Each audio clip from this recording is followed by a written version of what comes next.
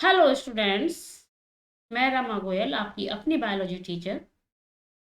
आज बेटा हम स्टार्ट कर रहे हैं एक न्यू चैप्टर। चैप्टर 10 क्लास 12 का चैप्टर है, माइक्रोब्स इन ह्यूमन वेलफेयर।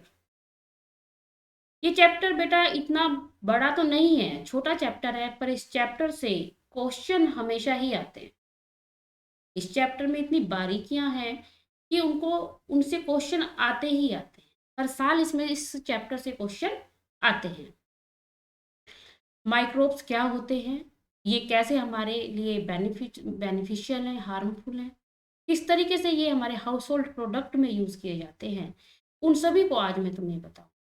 बेटा माइक्रोब्स हर जगह होते हैं। माइक्रोब्स नेचर में हर जगह होते हैं। और मैं अगर कहूँ माइक्रोब्स के लिए तो अर्थ पर सबसे पहले माइक्रोब्स ही आए थे। ये सबसे पुराने बाशिंदे हैं जो अर्थ पर आए। मतलब हम बिना माइक्रोब्स के रह नहीं सकते। माइक्रोब्स हमारी हर जगह है, हमारे चारों तरफ माइक्रोब्स होते हैं। तो आज मैं तुम्हें इस चैप्टर में यही बताऊंगी कि माइक्रोब्स कैसे हमारे हाउस होल्ड प्रोडक्ट में यूज किए जाते हैं। बेटा आप जो भी बच्चे हैं, चैनल को सब्सक्राइब, लाइक और सब्सक्राइब जरूर करें, क्योंकि जब आप सब्सक्राइब करते हैं हमें एनर्जी मिलती है। हम उस चैप्टर को और अच्छे से करने की कोशिश करते हैं और इजी वे में आपको बताने की। ओके, चलो फिर स्टार्ट करें। Microbes in human welfare part 1। Microbes क्या होते हैं, सबसे पहले देखते हैं। Microscopic organism which are not visible with naked eye and can be seen under microscope. वो माइक्रो ऑर्गेनिज्म जो हमें दिखाई नहीं देते। माइक्रो ऑर्गेनिज्म वो माइक्रोस्कोपिक ऑर्गेनिज्म जो हमें दिखाई नहीं देते, उनको देखने के लिए हम माइक्रोस्कोप का यूज करते हैं। भाई जब तुम लोग प्रैक्टिकल करने जाते हो लैब में, तो उस प्रैक्टिकल जब आप करते हैं तो वहां पर क्या रखे होते हैं, माइक्रोस्कोप रखे होते हैं।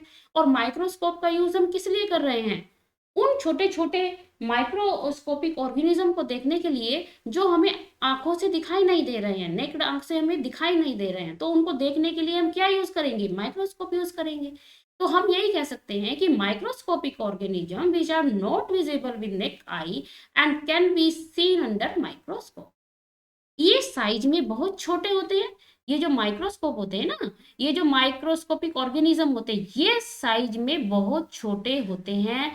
मतलब 0.1 mm और लेस, उससे भी ज्यादा छोटे। और इनको देखने के लिए हमें माइक्रोस्कोप की जरूरत पड़ती है। और ये हमारे चारों तरफ है बेटा। माइक्रोब्स आर प्रेजेंट एवरीवेयर, हर जगह हमारे चारों तरफ माइक्रोब्स। अगर मैं अपने अपने घर की ही बात करूं, आपके घर की ही बात करें, तो आपके घर में आपके बेड में माइक्रोब्स भरे पड़े हैं, आपके सोफे में माइक्रोब्स भरे पड़े हैं, आपके किचन में, टॉयलेट में, बाथरूम में, हर जगह माइक्रोब्स होते हैं। अब मैं अगर अपने किचन की ही बात करूं, तो किचन में जब हम खाना बनाते हैं तो वहां पर फ्यूम्स उठते हैं। कुकर से जब वेसल्स हमारी सीटी बजती है तो उसमें क्या निकलते हैं, फ्यूम्स निकलते हैं। वो फ्यूम्स क्या है, वो हमारे टाइल्स पे चिपक जाते हैं, चिटबिट कहीं ना कुछ ना कुछ ना कुछ लग ही जाता है। तो वो माइक्रोब्स ही तो है बेटा। तो माइक्रोब्स क्या है, वो हर जगह प्रेजेंट है। और माइक्रोब्स के लिए मैं एक टर्म और यूज कर सकती हूँ, ओमनीपोटेंट। ये बहुत इंपॉर्टेंट है। ओमनीपोटेंट का मतलब भी यही होता है कि हर जगह चारों तरफ माइक्रोब्स ही माइक्रोब्स हैं। अब ये माइक्रोब्स जो होते हैं, ये बेटा इनकी एक आदत होती है कि ये कॉलोनीज में रहना पसंद करते हैं, या तो ये ग्रुप में होते हैं, मतलब कॉलोनीज बनाकर रहते हैं। इन माइक्रोब्स में कुछ हमारे लिए बहुत बेनिफिशियल भी होते हैं और हार्मफुल भी होते हैं। अब अगर मैं एग्जांपल की बात करूं कि ये क्या करते हैं, अगर मैं इनके बेनिफिशियल माइक्रोब्स जो आपकी गट में है, कुछ बेनिफिशियल माइक्रोब जो आपकी गट में है, आपकी एलिमेंट्री कैनाल में है, स्टमक को छोड़कर, क्योंकि स्टमक में क्या है, हाई कंटेंट एसिड होता है। बाकी एरिया में तो है, हार्मफुल माइक्रोब्स को एंट्री नहीं करने देते। ये क्या करते हैं, जो बेनिफिशियल माइक्रोब जो आपकी गट में है, आपकी एलिमेंट्री कैनाल में है, स्टमक को छोड़कर, क्योंकि स्टमक में क्या है, हाई कंटेंट एसिड है। ठीक है, तो ये जो हार्मफुल माइक्रोब्स हैं उनको एंट्री नहीं करने देते हैं, उनको वहीं पर स्टॉप कर देते हैं। ठीक है। अब देखो इसमें एक क्वेश्चन ये भी होता है, अब हम कुछ बेनिफिशियल की ही बात कर रहे हैं, तो मैं बात करना चाहूंगी कि लैक्टोबैसिलस जो हम बात कर रहे हैं, लैक्टोबैसिलस जो हमारे इंटेस्टाइन के लिए बहुत अच्छा होता है। कुछ प्रोबायोटिक ड्रिंक्स भी हम लोग पीते हैं, तो वो हमारी गट के लिए बहुत अच्छे होते हैं, क्योंकि ये बेनिफिशियल माइक्रोब को बनाते हैं और हार्मफुल को वो हमारी बॉडी में एंट्री नहीं करने देते। ठीक है, ये होते हैं माइक्रोब्स। अब अगर माइक्रोब्स हमारे चारों तरफ हैं, हमारी नेचर में है, हर जगह ही है, तो एक बच्चे ने क्वेश्चन पूछा था कि मैम अगर माइक्रोब्स हर जगह है तो कोई ऐसी जगह तो होगी जहां माइक्रोब्स नहीं होते। ये बहुत अच्छा क्वेश्चन था। देखो माइक्रोब्स हर जगह होते हैं, पर अगर नहीं होने की बात करें कि कहाँ नहीं होते, तो मैं ये कह सकती हूँ कि ये वहां नहीं हो सकते जहाँ बहुत ठंडी मतलब ठंडा है, बहुत ठंडा एटमॉस्फेयर है, बर्फ गिर रही है, हो सकता है वहां पर माइक्रोब्स एक दो हो और ना ही हो, वहां पर नहीं होते। और मैं ये भी कह सकती हूँ दूसरा, अगर हम कहें कि कहाँ नहीं हो सकते, जब वोल्केनो है जहाँ पे लावा निकल रहा है, वहां पर माइक्रोब्स नहीं हो सकते। और एक और चीज कि माइक्रोब्स और कहाँ नहीं हो सकते, माइक्रोब्स आपके लैब में नहीं होते, क्योंकि लैब को प्रॉपरली डिसइंफेक्टेड किया जाता है, वहां पर माइक्रोब्स नहीं होते। ये जो तुम देख रहे हो ना यहाँ पर, ये वही दिखा रहे हैं कि कितने माइक्रो, माइक्रो मतलब बहुत छोटे, ये बहुत छोटे होते हैं और इनको हम नेक्ड आई से नहीं देख पाते, इनको माइक्रोस्कोप से ही देख सकते हैं। और सबसे पहले माइक्रोब्स ही अर्थ पर आए थे, और इसलिए हम कहते हैं कि माइक्रोब्स हर जगह है। Okay, next, types of microbes. Types of microbes की अगर बात करें तो माइक्रोब्स कितने हमने देखे हैं कि बैक्टीरिया है, आपका प्रोटोजोआ है, फंजाई है, वायरस है, वायरोइड्स है और प्रियोन्स है। अगर मैं वायरसेस की बात करूं बेटा, ये वही वायरस है जिसने आज की डेट में आतंक मचा रखा है। ये वही वायरस है, ये क्या कर रहा है, अपने वेरिएंट बना रहा है, नए नए तरीके से आता है। जैसे पहले डेल्टा आया, फिर अब ओमिक्रोन आया हुआ है दुनिया में जिसने आतंक मचा रखा है। तो ये वही वायरस है जो डिफरेंट डिफरेंट वेरिएंट में आता जा रहा है। ओके, देखो ये सभी, ये हमने जो बैक्टीरिया है, प्रोटोजोआ है, ये ह्यूमन हेल्थ एंड डिसीज में मैंने आपको कराए हैं, उसमें हमने डिसीज कॉजिंग और माइक्रोब्स पढ़े थे।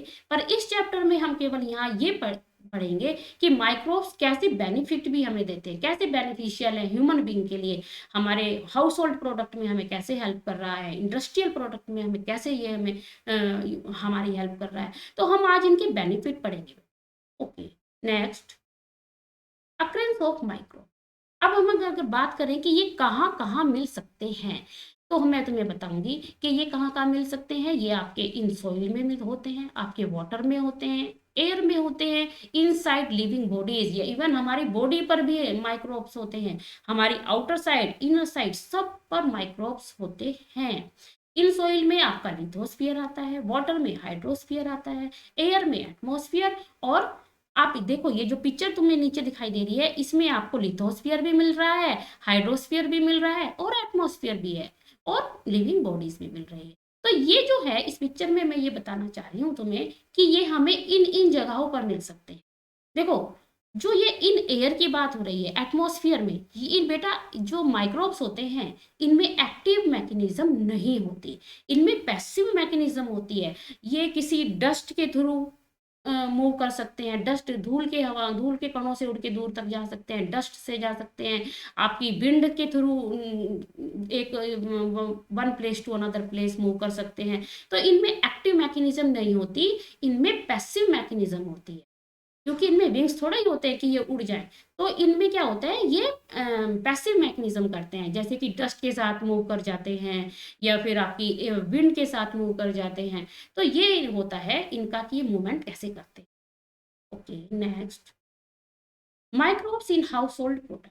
जैसे कि मैंने तुम्हें बताया कि आज हम पढ़ने वाले हैं कि माइक्रोब्स कैसे हमारे लिए बेनिफिशियल हैं, कैसे हमारे हाउस होल्ड प्रोडक्ट में हम इनको यूज करते हैं।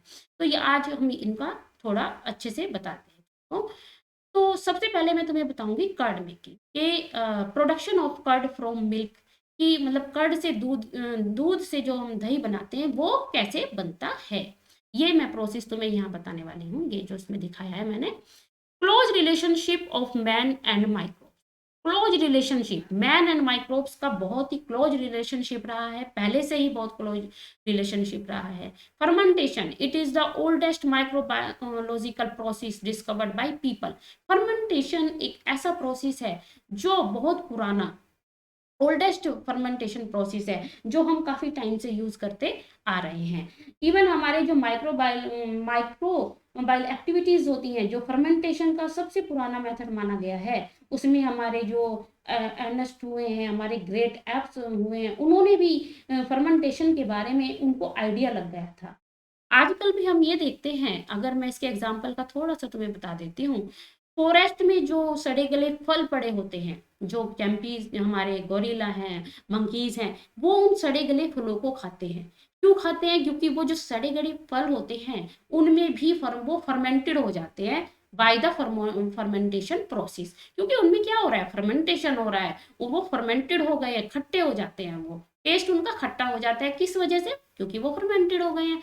अब जब मंकीज और गोरिल्ला उनको खाते हैं तो उनको उसमें फर्मेंटेशन यानी कि खट्टे का उनको टेस्ट आने लगता है। और एक रिपोर्ट ये भी आई थी कि एक ट्रेडिशनल ड्रिंक होती है टोडी, जो बनाई जाती है साउथ इंडियन में। तो ये क्या करते हैं, ये एक अल्कोहलिक ड्रिंक होती है। तो जब ये बना रहे थे तो कुछ मंकीज, कुछ गोरिल्ला, कुछ मंकीज ने उनको क्या करा, उन्होंने भी उसको पिया। तो उसको पीने से उनको फर्मेंटेड लीकर की का टेस्ट आया, क्योंकि उनको भी ये पता चल चुका था कि ये फर्मेंटेड है, मतलब ये इसको पीने से नशा होता है। तो ये एक रिपोर्ट सुनने में आई थी कि वो मंकीज ने भी उस फर्मेंटेड लीकर को, जो टोडी, जो ट्रेडिशनल ड्रिंक है, उसका टेस्ट उनको आने लगा और उन्हें पता चला कि वो भी फर्मेंटेड लीकर है। तो वो उनको नशा हो जाता था उसको। ये एक रिपोर्ट आई थी। चलो अब थोड़ा और देख लेते हैं, production of curd from milk. अगर मैं बात करूं कि दूध से दही कैसे बनाया जाता है, micro organism such as lactobacillus and other commonly called lactic acid bacteria, जिसको शॉर्ट फॉर्म में कहते हैं लैब। एक होता है लैब और एक होता है लैब लैब। तो कंफ्यूज नहीं होना, लैब लैब तो बेटा वो होती है एक वेजिटेबल जो जिसका नाम है लैब लैब, वो होती है ब्रॉड बीन्स, चौड़ी जो थोड़ी ब्रॉड बीन्स होती है ना, ये एक वेजिटेबल होती है जो हम घर में बनाते हैं, वो होती है लैब लैब। और यहाँ हम बात कर रहे हैं लैब की, लैक्टिक एसिड बैक्टीरिया की। देखो, जब हम घर में बनाते हैं, जब आपकी मदर जब दही बनाती हैं तो वो क्या करती हैं, वो दही का एक छोटा सा 1 चम्मच दही उस दूध में ऐड कर देती हैं। ठीक है, देखो मैं आपको ये बता रही हूँ कि LAB produce acid that coagulate partially digest the milk protein, a small amount of curd added to the fresh milk inoculum starter contain million of LAB which suitable temperature multiply. Okay, देखो यहाँ पे ये जो बता रहे हैं वो यही है कि जब आपकी मदर घर में दही बनाते हैं तो हम क्या करते हैं, दूध को रूम टेम्परेचर पे, मतलब थोड़ा हल्का कोसा सा उसको हम गर्म करते हैं और उसमें 1 चम्मच दही, जिसको हम जामन बोलते हैं, जामन उठा के रख लेते हैं ना कि जामन रख देना, दही बनाना है, तो वो जामन 1 चम्मच जो दही होता है, कर्ड होता है, उसको हम दूध में मिक्स कर देते हैं। और जो 1 चम्मच सम अमाउंट ऑफ कर्ड हमने दूध में ऐड किया, उसको बोलते हैं बेटा इनोकुलम। उसको क्या बोलेंगे? इनोक्यूलम, उसको बोलते हैं इनोकुलम। ओके, तो जो हमने 1 चम्मच दही जो हमने दूध में ऐड किया, उसमें लाखों करोड़ों क्या है, लैक्टिक एसिड बैक्टीरिया प्रेजेंट होते हैं, जिससे वो क्या करते हैं, मल्टीप्लाई होना शुरू हो जाते हैं और हमारा जो दूध होता है वो कन्वर्ट हो जाता है दही में। अब जो ये हमारी दही होती है बच्चों, इसमें पाया जाता है एक विटामिन जिसको कहते हैं B12। विटामिन B12 पाया जाता है जो हमारे लिए बहुत न्यूट्रिशनल है, हमें बहुत ताकत देता है और हमें इम्प्रूव करता है। ठीक है, अगर इन आवर स्टमक, हमारे स्टमक में जितने भी डिसीज कॉजिंग माइक्रोब्स होते हैं, ये उनको स्टॉप कर देता है, उनको रोक देता है। यानी कि ये क्या रोल प्ले कर रहा है, एक बेनिफिशियल रोल प्ले कर रहा है, डिसीज कॉजिंग माइक्रोब्स को स्टॉप कर देता है, वहीं पर उनको रोक देता है। तो ये बहुत इंपॉर्टेंट है। ये था प्रोसेस, क्या, production of curd from milk, ये दूध से जो हम दही बना रहे हैं वो किसकी वजह से बन रही है, लैक्टिक एसिड बैक्टीरिया। देखो उसमें हमने क्या डाला, ये डाला, ये जो देख रहे हो ना लैक्टोबैसिलस एसिडोनोफिल्स, ये हम उसमें थोड़ा सा ऐड कर देते हैं। ये तो वो वापर हम घरों में क्या करते हैं, दही में से ही थोड़ी दही उठा के रख लेते हैं और फिर उसी में से 1 चम्मच दही जब हमें बनानी होती है दोबारा उसमें ऐड कर देते हैं, जिसमें बहुत सारे millions of lactic acid bacteria होते हैं और दही दूध से दही बन जाता है। ये था प्रोसेस बेटा, production of curd from milk. Next microbes में अब हम पढ़ेंगे प्रोडक्शन ऑफ डो, कि भाई डो कैसे बनता है। ठीक है, देखो घर में जब हम रोटी बनाते हैं और जो आटा बना रहे हैं वो तो इस तरीके से फूलता नहीं। देखो इस एक्टिविटी में मैं तुम्हें यही बता रही हूँ कि ये जो आटा है ये फूल क्यों रहा है, इसका क्या रीजन है, ये राइजिंग हो रहा है। राइजिंग क्यों हो रहा है, क्या रीजन है। भाई जो सिंपल आटा है घर में हम रोटियां बनाते हैं तो वो आटा तो इस तरीके से नहीं फूलता, फिर ये आटा इस तरीके से क्यों फूल रहा है उसका रीजन मैं तुम्हें बता, देखो उसका रीजन ये होता है कि हम इसमें बेटा जब वो आटा गूंथ देते हैं तो उसमें हम क्या डाल देते हैं, स्ट्रेन ऑफ माइक्रोब उसमें हम डालते हैं। आटा गूंथ लिया गया और क्या बन गया, डो बन गया। पर कुछ फूड प्रोडक्शन ऐसे होते हैं जिनमें हमें राइजिंग ऑफ डो करना पड़ता है और राइजिंग ऑफ डो करने के लिए हम उसमें क्या मिलाते हैं, स्ट्रेन ऑफ माइक्रोब्स को डाल देते हैं। जैसे आपका भटूरा है, जलेबी है, आपका डोसा है, आ गया ना मुंह में पानी इन सब चीजों का नाम लेते ही। तो ये सब कैसे बनते हैं, ठीक है, इनको बनाने के लिए हमें उसमें क्या ऐड करना है तो वो मैं तुम्हें बताना। हमारा जो भटूरे का आटा है वो भी इसी तरीके से फूल जाता है ना, और जैसे जलेबी बनती है उसे भी फर्मेंटेड किया, उसको भी फर्मेंटेड किया जाता है। ठीक है, which is use for making food such as आपका डोसा है, आपकी इडली है, आपका जलेबी है, भटूरा है, ये इन सभी को फर्मेंटेड किया जाता है बाय बैक्टीरिया। उसमें हम क्या डाल देते हैं, स्ट्रेन ऑफ माइक्रोब्स डाल देते हैं। ठीक है, और फिर क्या होता है, वो आटा क्या होता है, फूलने लगता है। Dough is due to the production, और जब वो फूलता है तो उससे निकलती है एक गैस जिसको बोलते हैं CO2। उसमें CO2 का प्रोडक्शन होता है, CO2 गैस रिलीज हो जाती है और वो निकलती है। जो आप ब्रेड खाते हो उसमें छोटे छोटे छेद होते हैं, वो क्यों होते हैं, वो इसी वजह से होते हैं क्योंकि उसमें CO2 गैस रिलीज हो जाती है। ठीक है, सिमिलरली डो में भी ऐसा ही होता है, which is used for making bread. मैंने अभी बताया तुमको कि bread is fermented using baker yeast, हम इसको बेकर्स यीस्ट भी बोलते हैं और सैकेरोमाइजेस सेरेवेसी भी बोलते हैं। ओके, यही रीजन है कि जो आटा होता है वो फूलने लगता है। इसका भी एक टाइम पीरियड होता है, अगर आप इसको ज्यादा टाइम के लिए आप इसको रख देंगे तो वो आटा स्पॉइल हो जाता है। इसके कुछ अपने टाइम पीरियड। ठीक है, नेक्स्ट चीज। Microbe in house hold product में अब मैं तुम्हें बताऊंगी कि चीज कितने टाइप के होते हैं और इनके टेक्सचर, फ्लेवर और टेस्ट के बारे में तुम्हें बताऊंगी कि कैसे कैसे होते हैं। Cheese is one of the oldest food item in which microbes were used. Different variety of cheese are known by their characteristic texture, flavor, and taste. They are the especially coming from the microbes used. For the example, the large hole in Swiss cheese are due to the production of large amount of CO2 by a bacterium named Propionibacterium shermani. Okay, देखो चीज क्या है, सबसे पुराना item है हमारा, food item है चीज, जो सबसे पुराना है और ये डिफरेंट वैरायटी में मिलता है और इनके फ्लेवर भी अलग अलग होते हैं, इनका टेस्ट भी अलग होता है, फ्लेवर भी अलग। ये क्यों होते हैं, चीज जब बनाया जाता है तो उसमें भी इसको स्विस चीज क्यों बोला, पहली बात इसको स्विस चीज क्यों बोला, ये इंपॉर्टेंट है। स्विस इसको इसलिए बोला हमने क्योंकि ये सबसे पहले स्विट्जरलैंड में बनाया गया था, इसलिए इसको हमने स्विस चीज बोला। पर आज की डेट में ये पूरे वर्ल्ड में बनाया जा रहा है, हर जगह बनता है चीज। इनके अपने टेक्सचर होते हैं, फ्लेवर होते हैं और टेस्ट होते हैं। और जब ये बनाया जाता है तो इसमें लार्ज होल हो जाते हैं। क्यों हो जाते हैं वो लार्ज होल, होल का मतलब उसमें बड़े बड़े छेद हो जाते हैं। ठीक है, क्यों होते हैं, क्योंकि उसमें CO2 का प्रोडक्शन हो जाता है, CO2 रिलीज हो जाती है जिस वजह से उसमें लार्ज होल हो जाते हैं। और वो क्यों हो रहे हैं, कौन से बैक्टीरिया के कारण हो रहे हैं, प्रोपियोनी बैक्टीरियम शेरमानी। देखो नाम याद रखेंगे आप, इन सभी के नाम याद रखना कि कौन सा बैक्टीरियम था, कौन से बैक्टीरियम की वजह से उसमें CO2 रिलीज हो रही है, क्यों होल हो रहे हैं। तो हमें इनके बैक्टीरियम के जितने भी नाम हैं उनको बहुत अच्छे से करना है। तो आप ये इसमें क्या हो रहा है, CO2 गैस रिलीज हो रही है जिससे उसमें होल हो जाते हैं। और कौन से बैक्टीरियम की वजह से हो रहा है, प्रोपियोनिक शेरमानी, ध्यान रखेंगे। दूसरा मैं इसमें बताऊंगी तुम्हें रॉकफोर्ट चीज। रॉकफोर्ट चीज क्यों are ripened by growing a specific fungi. Okay, देखो जो रॉकफोर्ट चीज होता है ना, इसको फंजाई बोला। जहां भी फंजाई आ जाएगा दैट मीन्स पेनिसिलियम, उसको आप ध्यान रखेंगे। ये पेनिसिलियम रॉकफोर्ट की बात हो रही है। On them which give them a particular flavour. Roquefort cheese में क्या होता है, इसका एक अपना ही एक पर्टिकुलर फ्लेवर होता है।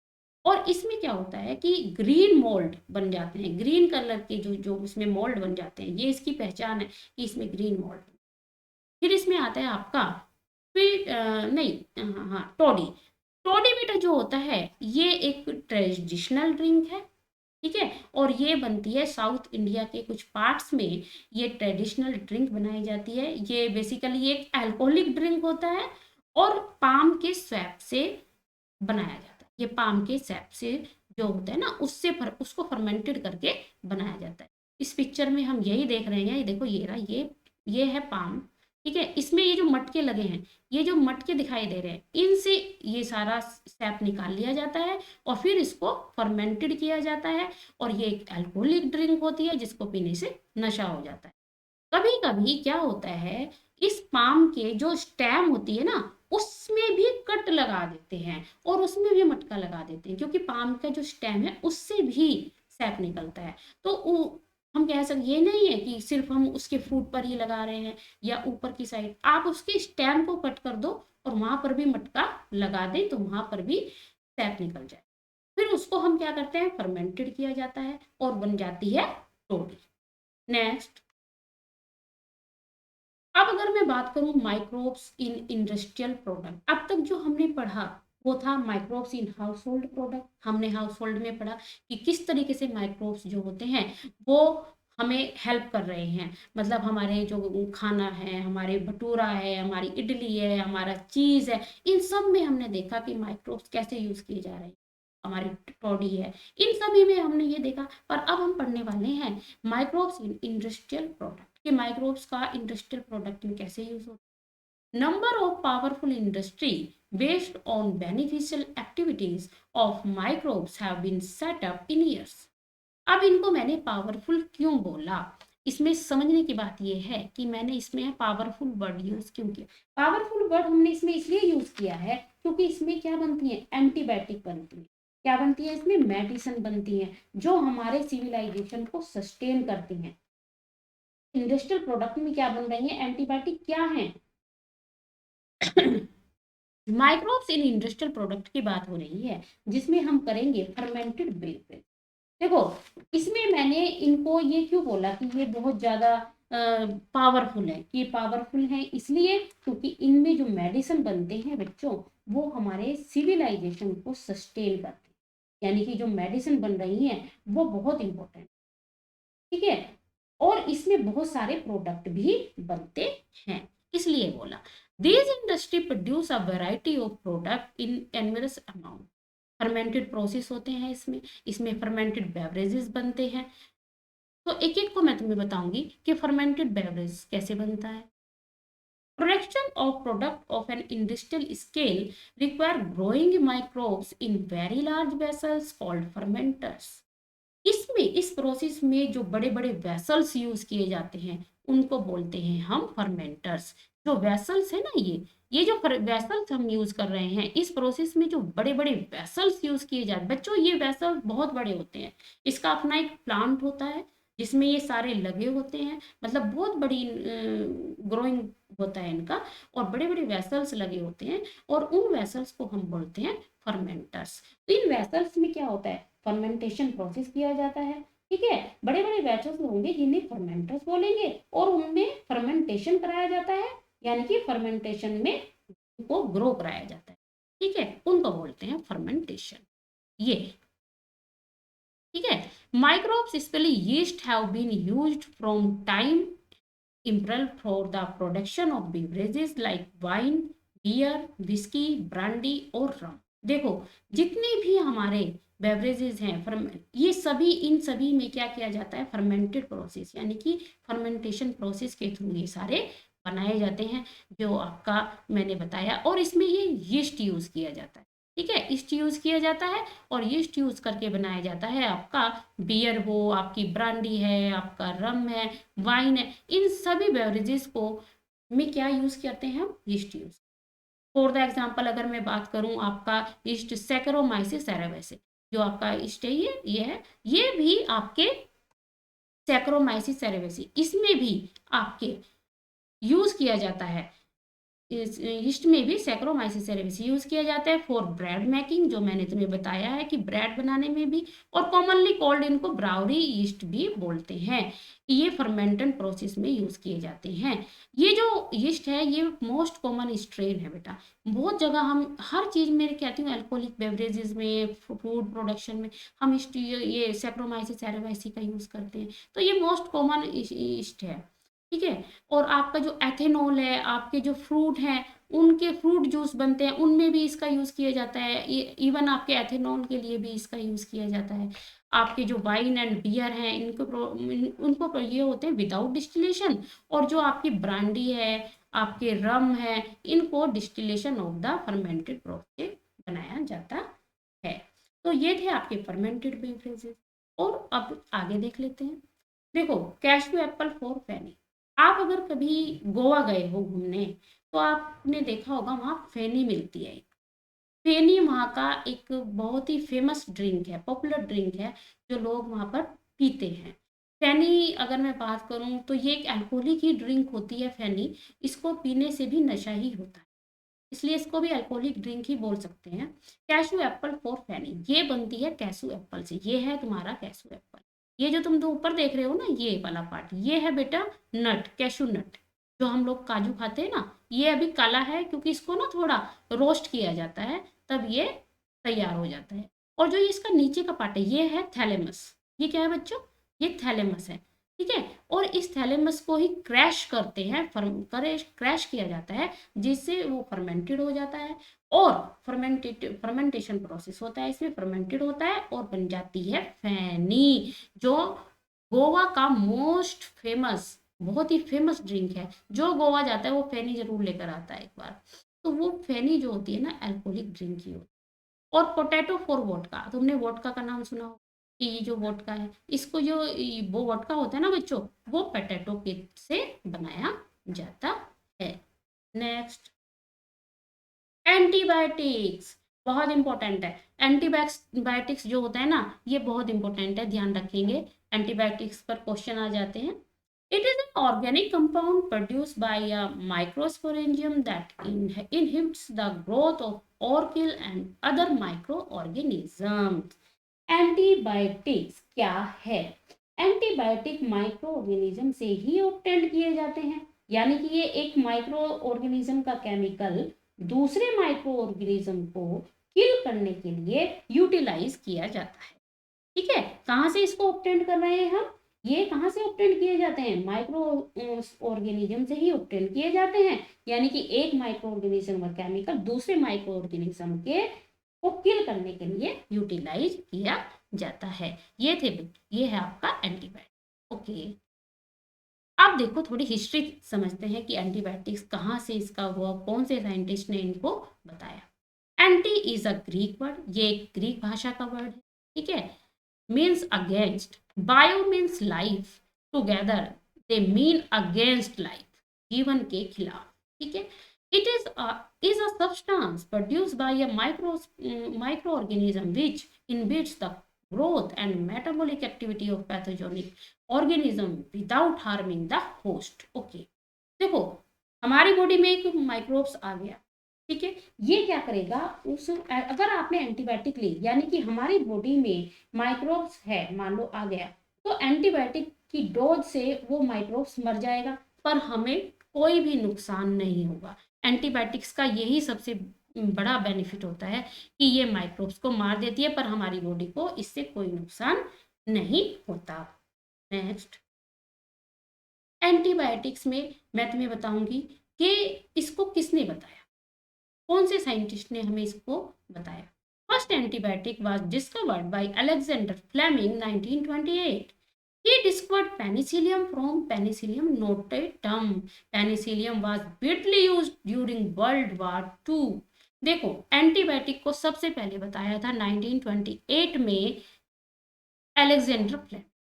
ठीक है, थोड़ा सा साइंटिस्टों का भी हमें पता होना चाहिए कि किसने क्या डिस्कवर किया। ठीक है, इन्होंने क्या बताया था, इन्होंने बताया कि जो ये होती है ना एंटीबायोटिक, ये एक fungi Penicillium notatum blue green mould of orange, उससे ये इन्होंने निकाली, यानी कि पेनिसिलियम नोटेटम। ठीक है, इनकी ये जब मतलब इन्वेंशन कर रहे थे, डिस्कवर कर रहे थे, तो उनके साथ भी एक एक्सीडेंटल ट्रेजेडी हुई। ये क्या कर रहे थे, ये कर रहे थे बैक्टीरियल कल्चर पर ये वर्क कर रहे थे। फिर क्या हुआ कि बैक्टीरिया ग्रो नहीं हुए, बैक्टीरियल कल्चर पर ये वर्क कर रहे थे पर बैक्टीरिया उसमें ग्रो नहीं हुए। फिर इनको लगा कि भाई बैक्टीरिया ग्रो क्यों नहीं हो रहे, सारी चीजें तो यहाँ अवेलेबल है, फूड भी है और भी सारी रिक्वायरमेंट है, तो फिर बैक्टीरिया इसमें डेवलप क्यों नहीं हो रहा। फिर इन्होंने इस पर सर्च किया कि भाई बैक्टीरिया क्यों नहीं बने।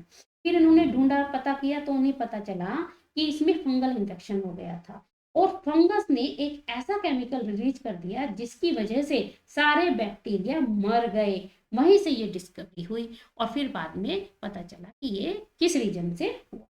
और फिर ये जो इन्होंने डिस्कवर किया, ये बहुत ही इंपॉर्टेंट डिस्कवर जो उन्होंने हमें बताया, ये बहुत ही यूजफुल रही और हमारे लिए बेनिफिशियल रही। क्योंकि वर्ल्ड वार टू, जब हमारा वर्ल्ड वार टू हो रहा था, उस टाइम जब हमारे सोल्जर थे जो लड़ रहे थे मैदान में, वो बहुत घायल हो गए थे। और जब वो घायल हो गए तो उनको जो दवाई दी गई थी वो यही एंटीबायोटिक थी। उस समय इस एंटीबायोटिक का बहुत यूज किया गया था। Antibiotics are used to treat deadly disease like plague, whooping cough, diphtheria and leprosy. ये जो जितनी भी बीमारियां, जो डिसीज मैं तुम्हें यहाँ बता रही हूँ, इन सभी के यूज में एंटीबायोटिक्स यूज की गई। आपकी वूफिंग का, जिसको तुम काली खांसी बोलते हो, आपका डिफ्थेरिया, गलघोटू, आपकी लिप्रेसी जो कुष्ठ रोग होता है उसमें, ये मतलब कई तरीके की बीमारियों के लिए फिर इस एंटीबायोटिक का यूज किया गया। ये नीचे हमने यहाँ पे साइंटिस्ट के बारे में आपको बताया है, ये वही साइंटिस्ट हैं अलेक्जेंडर फ्लेमिंग। 1928 में इन्होंने इसको डिस्कवर किया था। Okay, next. अब मैं तुम्हें बताऊंगी कुछ chemical, enzymes and other bioactive molecule, ये कैसे रोल प्ले कर रहे हैं। Bioactive molecules are functional in living system और can interact with their components. देखो, जितने भी हमारे बायोएक्टिव मॉलिक्यूल हैं वो हमारे लिविंग सिस्टम में जाकर के बहुत तरीके से चेंज कर सकते हैं। ठीक है, ये हमारे जितने भी हमारे बायोएक्टिव मॉलिक्यूल होते हैं, हमारे लिविंग सिस्टम में जाके बहुत तरीके से हमें चेंज कर सकते हैं। ठीक है, उसमें से एक आता है तुम्हारा ऑर्गेनिक एसिड, इंजाइम्स और अदर बायोएक्टिव मॉलिक्यूल्स। ये कैसे चेंज करते हैं अब मैं तुम्हें वो बताने वाली हूँ। उससे पहले बेटा, जो भी बच्चे हमारा वीडियो देखते हैं, उसको देख रहे हैं, आप लोग देखते हैं पर लाइक और सब्सक्राइब, बेटा आप वीडियो को सब्सक्राइब करें, लाइक करें, क्योंकि जब आप लाइक करते हो, सब्सक्राइब करते हो, हमें एनर्जी मिलती है, हम मोटिवेट होते हैं, हमें खुशी मिलती है, हम और अच्छे से उस चैप्टर को एक्सप्लेन करेंगे। उसको हम ये सोचते हैं कि कौन सी इजी वे में और इजी वे में मैं तुम्हें उस चैप्टर को समझाऊं। तो आप उसको लाइक भी करो, सब्सक्राइब भी करो, ताकि मुझे एनर्जी मिले और नेक्स्ट वीडियो में मैं तुम्हें और भी इजी वे में उस चैप्टर को बताऊं। ठीक है, आगे चलते हैं। देखो, एसिटिक एसिड की मैं यहाँ बात करने वाली हूँ। देखो, एसिटिक एसिड को हम विनेगर भी बोलते हैं। जो हम अपने हाउस होल्ड प्रोडक्ट बनते हैं ना हमारे खाने में, हम एसिटिक एसिड को घर पर भी यूज़ करते हैं, अपने खाने में यूज़ करते हैं। कुछ हमारे पिकल्स होते हैं उनमें एसिटिक एसिड का यूज़ किया जाता है। तो एसिटिक एसिड को नॉर्मली विनेगर कहा जाता है। A number of organic acids are being manufactured with the help of microbes. जितने भी हमारे प्रोडक्ट्स होते हैं हाउस होल्ड, उसमें भी इस विनेगर का प्रयोग किया जाता है। देखो, इसमें क्या होता है, अल्कोहल के फर्मेंटेशन से जो होता है ना, ये फर्मेंटेशन से बनता है, प्रोड्यूस होता है अल्कोहल। और फिर एसिटिक एसिड पहले से इथाइल अल्कोहल होता है, और इथाइल अल्कोहल का जो होगा ना फर्मेंटेशन होगा, और उसके बाद उसी अल्कोहल से एसिटोबैक्टर एसिटी उसे अल्कोहल को कन्वर्ट कर देता है एसिटिक एसिड में। ठीक है, तो याद रखेंगे कि सबसे पहले इसमें जो ये होता है ना फर्मेंटेशन प्रोसेस, ये किसके थ्रू हो रहा है।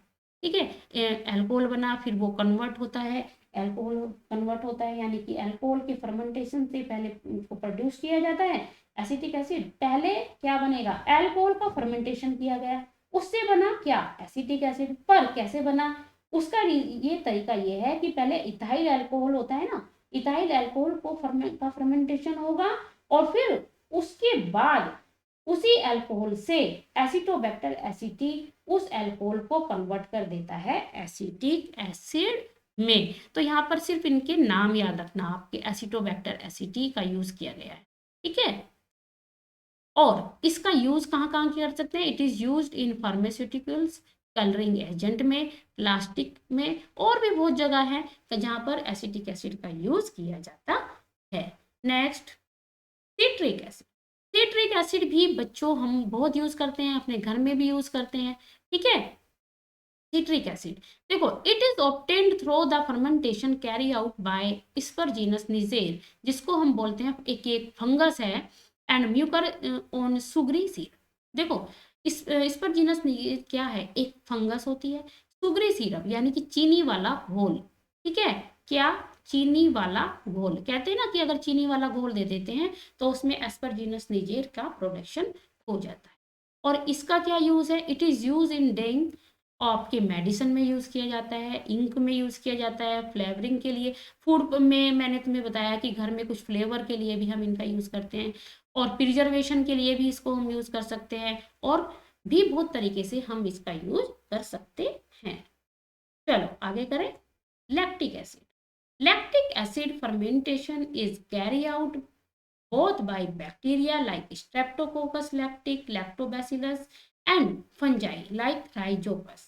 देखो लैक्टिक एसिड जो है ये दो तरीके से यूज किया जा सकता है। ठीक है, देखो मैंने यहाँ पे बताया है कि ये क्या है, फर्मेंटेशन होता है इसमें भी, और ये दो तरीके से, बोथ बाई दो तरीके से यूज किया जाता है, बैक्टीरिया में जैसे कि स्ट्रेप्टोकोकस लैक्टिक, और दूसरा है आपका फंजाई, फंजाई यानी कि राइजोपस। ये दो तरीके से यूज किया जाता है। वीडियो को लाइक और सब्सक्राइब करते रहें ताकि हमें एनर्जी मिले और हम बहुत अच्छे से तुम्हें आगे कराएं और एक इजी वे में मैं तुम्हें पढ़ाऊं। हमें खुशी मिलती है बच्चों आप जब सब्सक्राइब करते हैं। Next, yeast. देखो यीस्ट जो है ये बहुत इंपॉर्टेंट, ये हर चैप्टर में हम बढ़ रहे हैं यीस्ट, क्योंकि जो हमारा एथेनॉल है, हमारे अल्कोहलिक बेवरेजेस हैं, वो सभी इससे ही बनाए जाते हैं। Yeast saccharomyces cerevisiae is used for commercial production of ethanol, यानी कि एथेनॉल का प्रोडक्शन भी ईस्ट से ही होता है। ईस्ट मैं कहूँगी कि एक बहुत ही मोस्ट कॉमन स्ट्रेन है जो हम यूज करते हैं हर, मतलब ब्रेड के लिए, आपके अल्कोहलिक बेवरेजेस के लिए, इन सभी में हम सैक्रोमाइसी सेरेवेसी का यूज करते हैं। नेक्स्ट, इंजाइम, बहुत इंपॉर्टेंट है इंजाइम। इंजाइम पर क्वेश्चन आता है, इंजाइम पर क्वेश्चन आता है। Enzymes are proteinaceous substance or biological catalyst, proteaceous degrade proteins and polypeptide। देखो अगर किसी वर्ड में आपको लास्ट में ASE लगा मिल जाए, क्या लगा मिल जाए, ASE, तो आप समझ जाइए कि ये किसी इंजाइम के बारे में बात हो रही है।